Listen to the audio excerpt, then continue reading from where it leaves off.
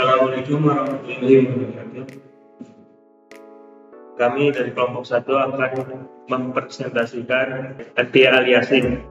Perkenalkan, nama saya Muhammad Fauzi Abriansyah. Nama saya Alfa Azriansyah Yasin. Nama saya Anissa Septi Wijaya. Nama saya Dani Bungai. Perkenalkan, nama saya Muhammad Irfan Rahmat. Perkenalkan, nama saya Zahleta Sihwa. Berikut ini materi yang akan dibahas oleh kelompok kami. Yang pertama ada pengertian anti-aliasing, yang kedua ada jenis-jenis anti-aliasing, yang ketiga contoh penggunaan, yang keempat kelebihan dan kekurangan anti-aliasing, yang kelima implementasi. Baik, kita lanjut ke materi pertama, yaitu pengertian anti-aliasing. Anti-aliasing adalah proses membuat tepi garis pada bentuk atau teks menjadi tidak terlalu bergerigi. Hal ini dilakukan dengan menipu mata piksel perantara ditambahkan untuk mempelancarkan transisi warna. Teknik ini digunakan untuk mengurangi tekstur kasar pada suatu objek dengan menambahkan piksel-piksel di sekitar piksel utamanya. Materi selanjutnya akan dibahas oleh Anissa Septi Wijaya. Baik, selanjutnya di sini ada jenis-jenis anti-aliasing. Yang pertama itu ada Fast Approximate Anti-Aliasing, yaitu merupakan metode yang cepat untuk mengurangi anti-aliasing pada bingkai yang ditampilkan, tetapi dapat membuat gambar menjadi buram.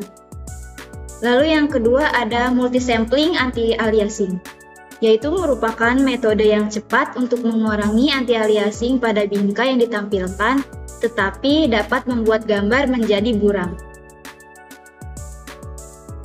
Baik, selanjutnya yang ketiga ada Temporal Anti-Aliasing. Yang ini mirip dengan MSAA, tetapi digunakan untuk menyempurnakan objek atau gambar pada pinggir agar terlihat sempurna. Efek sampingnya adalah gambar menjadi lebih kabur. Materi selanjutnya akan dibawakan oleh teman saya Zahleta. Oke, selanjutnya ada contoh penggunaan. Di sini ada garis miring yang dirender tanpa anti-aliasing terlihat bergerigi atau seperti tangga. Ini dikenal sebagai efek aliasing. Garis miring yang dirender dengan anti-aliasing terlihat lebih halus. Tepi-tepi garis tampak lebih lembut dan tidak bergerigi. Selanjutnya akan dibawakan oleh Irfan. Ya, di sini ada kelebihan anti-aliasing. Yang pertama itu meningkatkan kualitas visual gambar atau objek secara signifikan. Yang kedua, secara efektif mengurangi efek jaggedness, menghasilkan tampilan yang lebih halus dan profesional. Dan yang ketiga, membantu meningkatkan kejelasan dan detail gambar atau objek. Tanpa aliasing, gambar menjadi hilang atau terlihat kabur.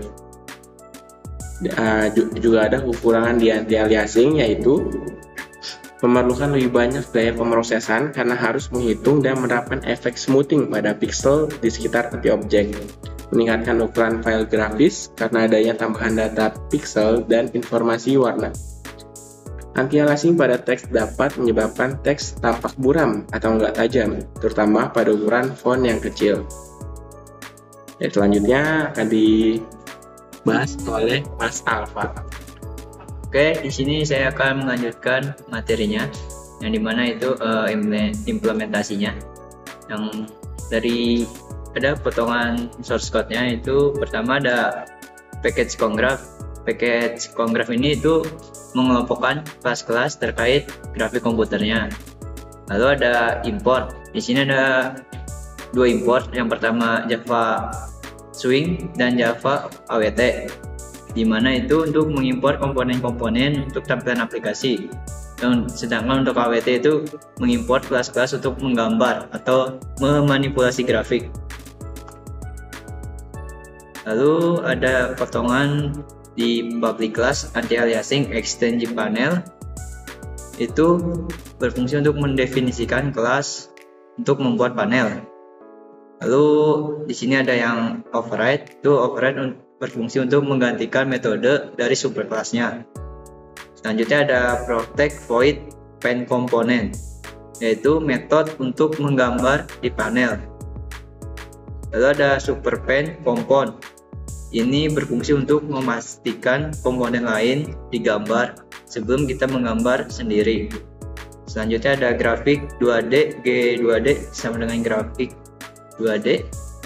Itu berfungsi untuk menggambar komponen visual di dalam sebuah jendela aplikasi.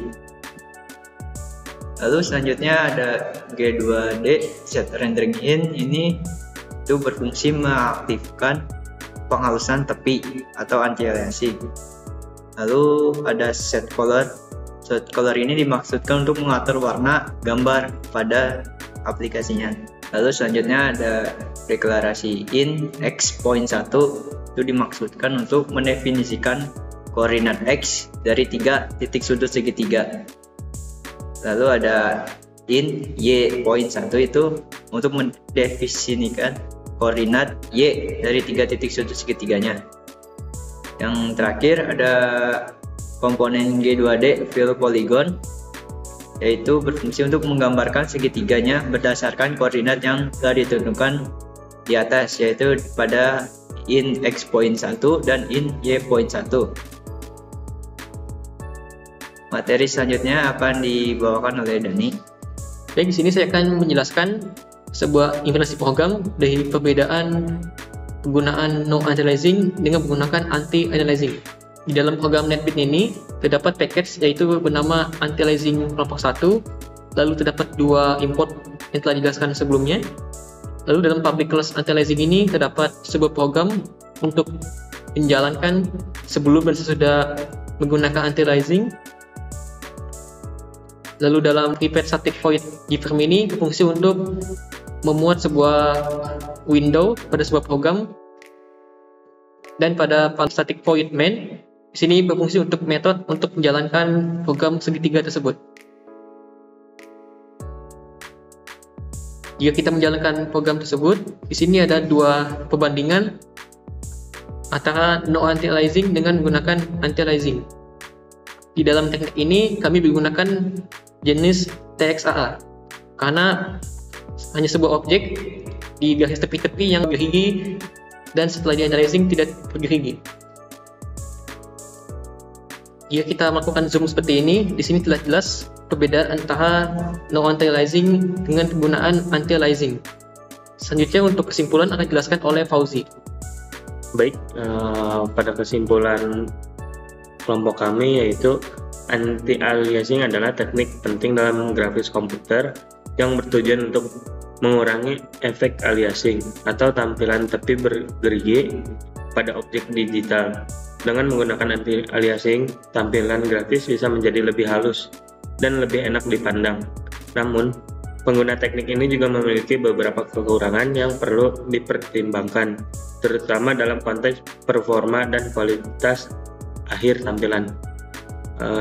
Sekian dari kelompok kami, kurang lebihnya mohon maaf. Wassalamualaikum warahmatullahi wabarakatuh.